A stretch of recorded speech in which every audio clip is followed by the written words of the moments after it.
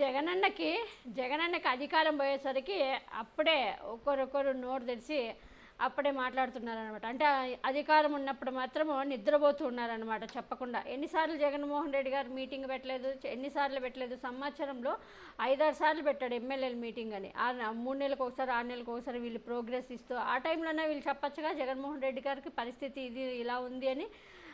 చెప్పకుండా ఇప్పుడు ఓడిపోయేసరికి అధికారం ఉంటే ఒక రకం, అధికారం లేకపోతే అనేవాళ్ళు. ఇలాంటి నిలకడలేని వాళ్ళతో కష్టము. ఈయన ఇప్పుడు తిరువూరు మన వైఎస్ఆర్సీపీ ఎమ్మెల్యే అభ్యర్థి అయినా ఈయన రక్షణ నిధి ఇప్పుడు ఇష్టం వచ్చినట్టు మాట్లాడుతున్నాడు జగన్మోహన్ రెడ్డి గారి మీద. ఈయనకి 2 సార్లు జగన్మోహన్ రెడ్డి గారు ఎమ్మెల్యే టికెట్ ఇచ్చి గెలిపించుకుంటే విశ్వాసం లేని కుక్క ఇప్పుడు జగన్మోహన్ రెడ్డి గారు చేసింది ఏమీ లేదు, 5 ఏళ్ళు ఓన్లీ బటన్ నొక్కుడు తప్ప ఏమీ చేయలేదు అంటూ ఇప్పుడు మాట్లాడుతున్నాడు. 5 ఏళ్ళు నిద్రపోయాడా? అంటే అదే గెలిచింటే జగన్మోహన్ రెడ్డి వీరుడు ధీరుడు అని పొగిడేవాళ్ళు వీళ్ళు. జగన్మోహన్ రెడ్డి గారు ఇప్పుడు ఓడిపోయేసరికి, మీరంతా ఓడిపోయేసరికి మీరు కార్యకర్తలని ఆదుకోక, మీరు కార్యకర్తలకు అండగా ఉండక, మీరు ఇష్టం వచ్చినట్లు మీరు ఉండి అంతా జగన్మోహన్ రెడ్డి గారిని మీద మీరు తోసేసి జగన్మోహన్ రెడ్డి గారి మీద ఆధారపడి మీరంతా కార్యకర్తలకు అండగా ఉండకుండా, అది కూడా జగన్మోహన్ రెడ్డి గారు బ్రతిమాలుకుంటే గడప గడపకి వెళ్ళండి అంటే అది బలవంతంగా వెళ్ళేవారు. వెళ్ళి మరి ఏం పొడిచారేమో తెలియదు కానీ గడప గడపకి వెళ్ళి మీరు గడప గడపకి మరి పోయి ఓటేద్దని చెప్పుకున్నారేమో మరి అర్థం కావట్లేదు. మరి ఆ విధంగా ఓడిపోవడానికి కారణము ఎవరనేది ఏంటి అర్థం కావట్లేదు.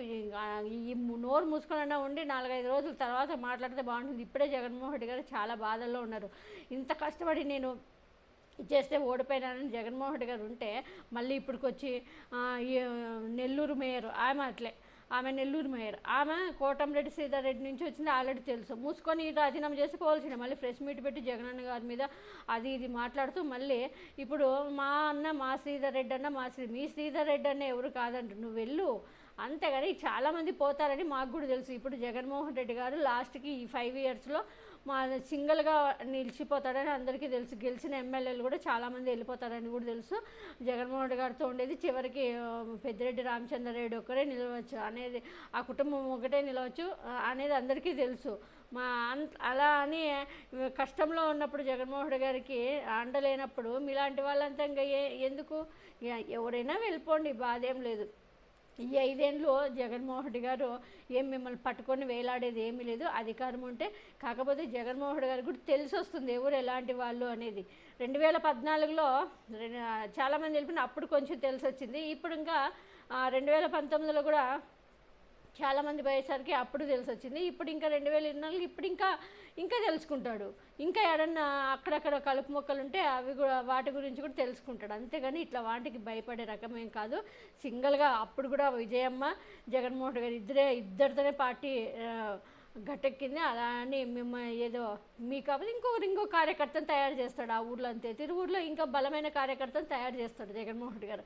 అంతేగాని భయపడి అంత లేదు. కాబట్టి మీరు జగన్మోహన్ రెడ్డి గారిని తిట్టడం మానుకొని మీకు ఎక్కడ ఇష్టమైతే ఆ పార్టీలోకి జంపు కాండి అంతేగాని జగన్మోహన్ రెడ్డి గారిని తిడతా మాత్రము బాగుండదు.